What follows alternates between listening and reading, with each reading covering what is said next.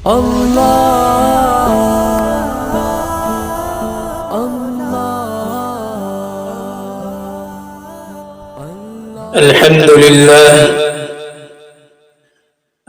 لله نحمده ونستعينه ونستغفره ونؤمن به ونتوكل عليه ونعوذ بالله من شرور أنفسنا ومن سيئات أعمالنا من يهده الله فلا مضل له ومن يضلله فلا هادي له وأشهد أن لا إله إلا الله وحده لا شريك له وأشهد أن سيدنا ونبينا ومولانا محمدا عبده ورسوله صلى الله تعالى عليه وعلى آله وأصحابه وبارك وسلم تسليما كثيرا.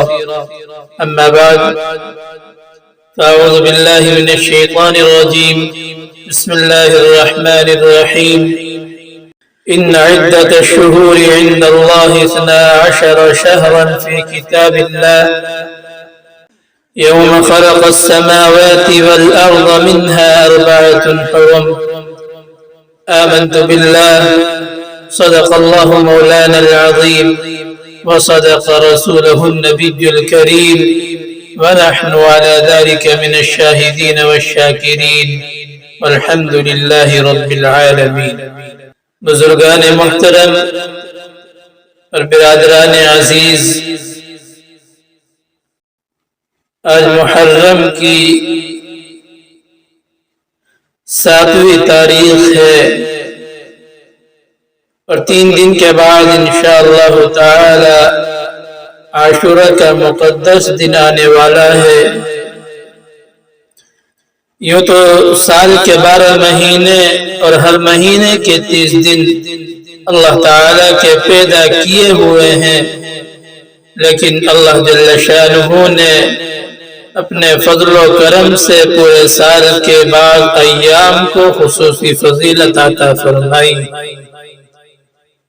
اور ان ایام میں کچھ مخصوص احکام مقرر فرمائے ہیں. یہ محرم کا بھی ایک ایسا مہینہ ہے جس کو قرآن کریم نے حرمت والا مہینہ قرار دیا ہے.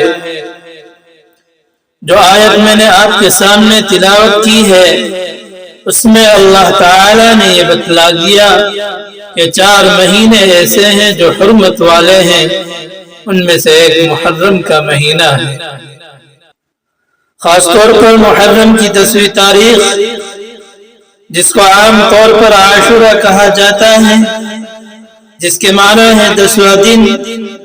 یہ دن اللہ تعالی کی رحمت و برکت کا خصوصی طور پر حامل ہے. جب تک رمضان کے روزے فرض نہیں ہوئے تھے اس وقت تک عاشورہ کا روزہ رکھنا مسلمانوں پر فرض قرار دیا گیا تھا. بعد میں جب رمضان کے روزے فرض ہو گئے تو اس وقت عاشورہ کے روزے کی فرضیت منسوخ ہو گئی، لیکن آپ علیہ السلام نے عاشورہ کے دن روزہ رکھنے کو سنت اور مستحب قرار دیا. ایک حدیث میں آپ علیہ السلام نے ارشاد فرمایا کہ مجھے اللہ جل شانہ کی رحمت سے یہ امید ہے کہ جو شخص عاشورہ کے دن روزہ رکھے گا تو اس کے پچھلے 1 سال کے گناہوں کا کفارہ ہو جائے گا. عاشورہ کے روزے کی اتنی بڑی فضیلت آپ نے بیان فرمائی. بعض لوگ یہ سمجھتے ہیں کہ عاشورہ کے دن کی فضیلت کی وجہ یہ ہے کہ اس دن میں آپ علیہ السلام کے مقدس نواسے حضرت حسین کی شہادت کا واقعہ پیش آیا. اس شہادت کے پیش آنے کی وجہ سے عاشورہ کا دن مقدس اور حرمت والا بن گیا ہے. یہ بات صحیح نہیں. خدا علیہ السلام کے عہد مبارک میں عاشورہ کا دن مقدس دن سمجھا جاتا تھا. آپ علیہ السلام نے اس کے بارے میں احکام بیان فرمائے تھے اور قرآن کریم نے بھی اس کی حرمت کا اعلان فرمایا تھا.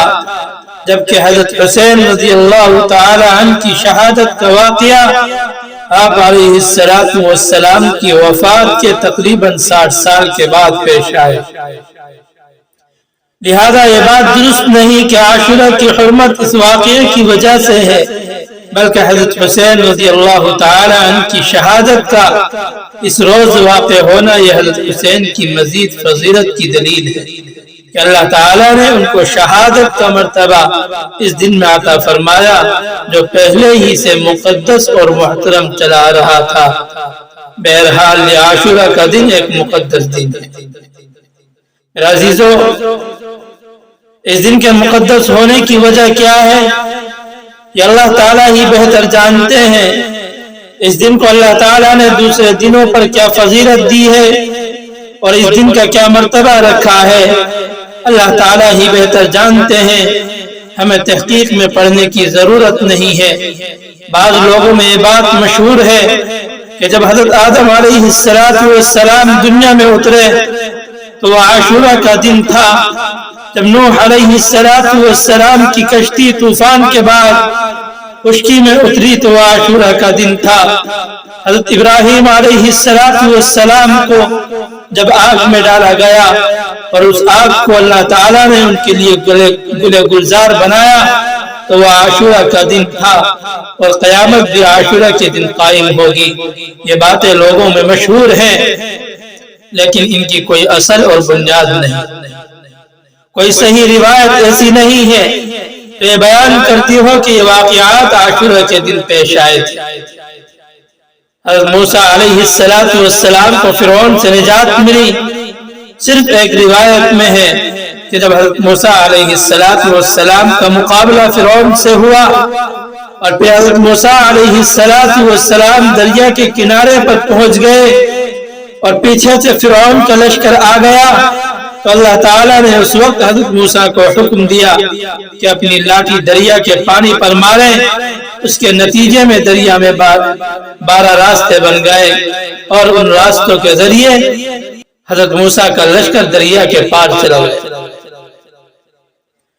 اور جب فرعون دریا کے پاس پہنچا اور اس نے دریا میں خشک راستے دیکھے تو وہ بھی دریا کے اندر چلا گیا، لیکن جب فرعون کا پورا لشکر دریا کے بیچ میں پہنچا تو وہ پانی مل گیا اور فرعون اور اس کا پورا لشکر غرق ہو گیا۔ یہ واقعہ عاشورہ کے دن پیش آیا، اس کے بارے میں ایک روایت موجود ہے جو نسبتاً بہتر روایت ہے، لیکن اس کے علاوہ جو دوسرے واقعات ہیں ان کے عاشورہ کے دن میں ہونے پر کوئی اصل اور بنیاد نہیں۔ میرے عزیزو، جیسا کہ میں نے عرض کیا کہ اس تحقیق میں پڑھنے کی ضرورت نہیں کہ کس وجہ سے اللہ تعالیٰ نے اس دن کو فضیلت بخشی، بلکہ یہ سب اللہ جل شانہ کے بنائے ہوئے ایام ہیں۔ وہ جس دن کو چاہتے ہیں اپنی رحمتوں اور برکتوں کے نزول کے لیے منتخب فرما لیتے ہیں، وہی اس کی حکمت اور مصلحت کو جاننے والے ہیں۔ ہمارے اور آپ کے ادراک سے ماورا بات ہے، اس لیے اس بحث میں پڑھنے کی ضرورت نہیں ہے۔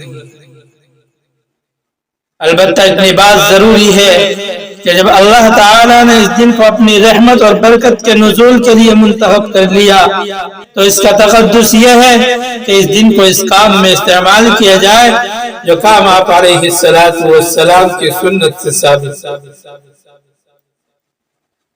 سنت کے طور پر اس دن کے لیے صرف ایک حکم دیا گیا ہے کہ اس دن روزہ رکھا جائے۔ چنانچہ ایک حدیث میں آپ علیہ السلام نے فرمایا کہ اس دن میں روزہ رکھنا گزشتہ 1 سال کے گناہوں کا کفارہ ہو جائے گا۔ بس یہ ایک حکم سنت ہے، اس کی کوشش کرنی چاہیے۔ اللہ تعالیٰ اس کی توفیق عطا فرمائے۔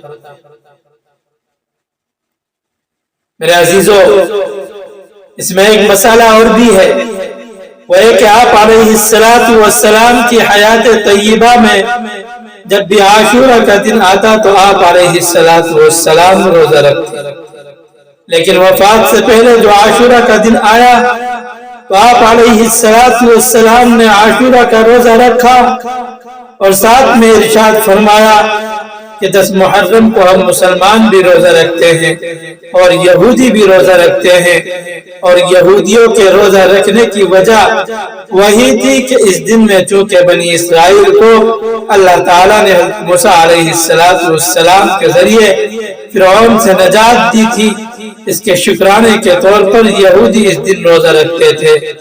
بہرحال آپ علیہ السلام نے ارشاد فرمایا کہ ہم بھی اس دن روزہ رکھتے ہیں اور یہودی بھی اس دن روزہ رکھتے ہیں، جس کی وجہ سے ان کے ساتھ ہلکی سی مشابہت پیدا ہو جاتی ہے۔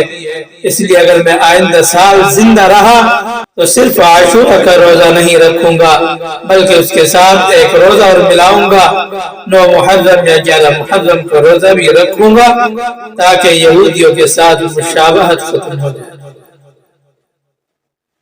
میرے عزیزو، لیکن اگلے سال عاشورہ کا دن آنے سے پہلے آپ علیہ السلام کا وصال ہو گیا اور آپ علیہ السلام کو اس پر عمل کرنے کی نوبت نہیں ملی، لیکن چونکہ آپ علیہ السلام نے یہ بات ارشاد فرما دی تھی، اس لیے صحابہ اکرام رضوان اللہ تعالی علیہم اجمعین نے عاشورہ کے روزے میں اس بات کا اہتمام کیا اور 9 محرم یا 11 محرم کا ایک روزہ اور ملا کر رکھا اور اس کو مستحب قرار دیا، اور تنہا عاشورہ کے روزے رکھنے کو آپ علیہ السلام کے اس ارشاد کی روشنی میں مکروہ تنزیہی اور خلاف اولا قرار دیا۔ یعنی اگر کوئی شخص صرف عاشورہ کا روزہ رکھ لے تو وہ گناہگار نہیں ہوگا، بلکہ اس کے عاشورہ کے دن روزہ کا ثواب ملے گا، لیکن چونکہ آپ علیہ السلام کی خواہش 2 روزے رکھنے کی تھی، اس لیے اس خواہش کی تکمیل میں بہتر یہ ہے کہ ایک روزہ اور ملا کر 2 روزے رکھے جائیں۔ عبادت میں بھی مشابہت نہ کریں۔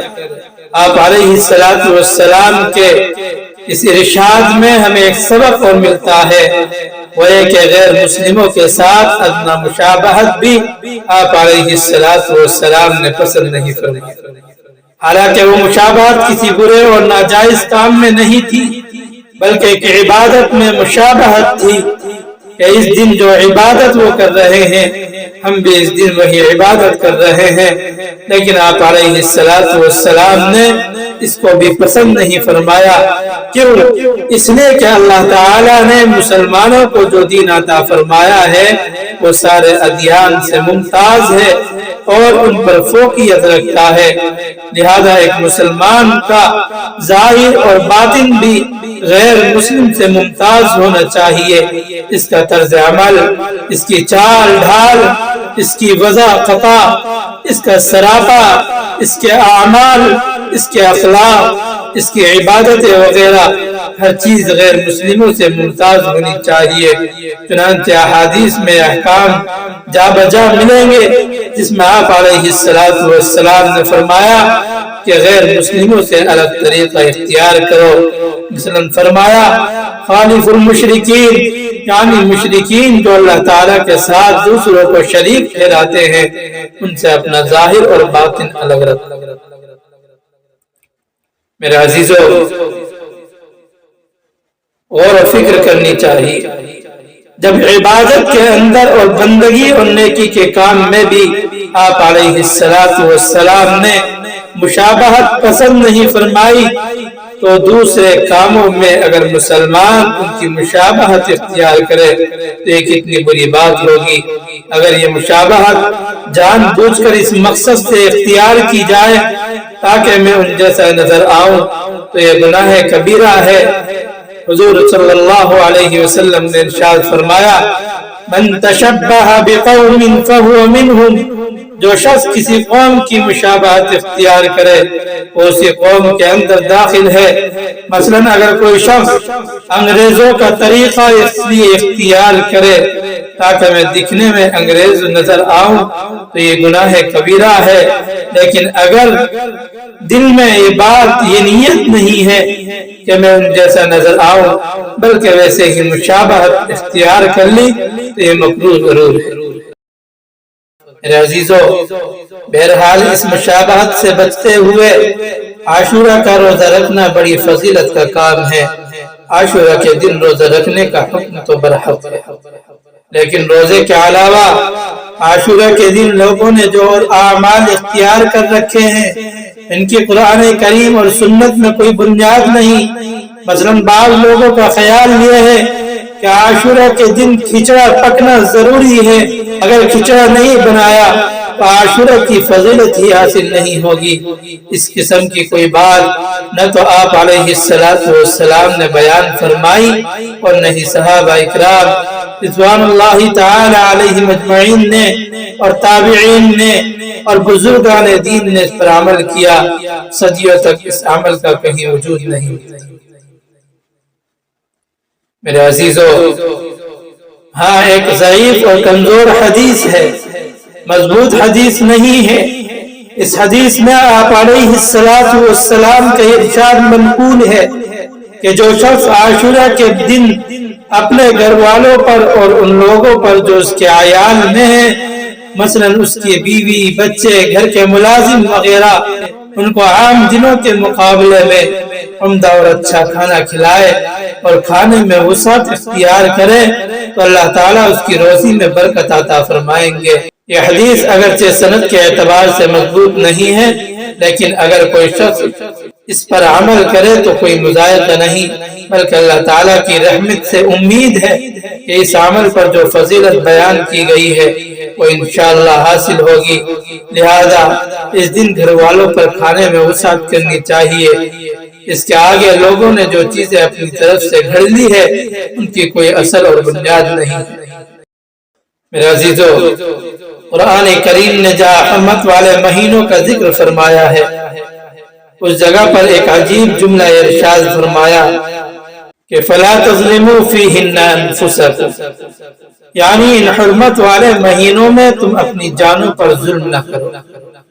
ظلم کرنے سے مراد یہ ہے کہ ان مہینوں میں گناہوں سے بچو، بدعات اور منکرات سے بچو، چونکہ اللہ تعالیٰ تو عالم الغیب ہیں، جانتے تھے کہ ان حرمت والے مہینوں میں لوگ اپنی جانوں پر ظلم کریں گے اور اپنی طرف سے عبادت کے طریقے گھڑ کر ان پر عمل کرنا شروع کر دیں گے، اس لیے فرمایا کہ اپنی جانوں پر ظلم نہ کرو۔ شیعہ حضرات اس مہینے میں جو کچھ کرتے ہیں وہ اپنے مسلک کے مطابق کرتے ہیں، لیکن بہت سے اہل سنت حضرات بھی ایسی مجلسوں میں اور تعزیوں میں اور ان کاموں میں شریک ہو جاتے ہیں جو بدعت اور منکر کی تعریف میں آ جاتے ہیں۔ قرآن کریم نے تو صاف حکم دے دیا کہ ان مہینوں میں اپنی جانوں پر ظلم نہ کرو، بلکہ ان اوقات کو اللہ تعالیٰ کی عبادت میں اور اس کے ذکر میں اور اس کے لیے روزہ رکھنے میں اور اس کی طرف رجوع کرنے میں اور اس سے دعائیں کرنے میں صرف کرو اور ان فضولیات سے اپنے آپ کو بچاؤ۔ اللہ تعالیٰ اپنے فضل و کرم سے اس مہینے کی حرمت اور عاشورہ کی حرمت اور عظمت سے فائدہ اٹھانے کی ہم سب کو توفیق عطا فرمائے اور اپنی رضا کے مطابق اس دن کو گزارنے کی توفیق عطا فرمائے۔ آمین۔ وآخر دعوانا ان الحمد للہ رب العالمین۔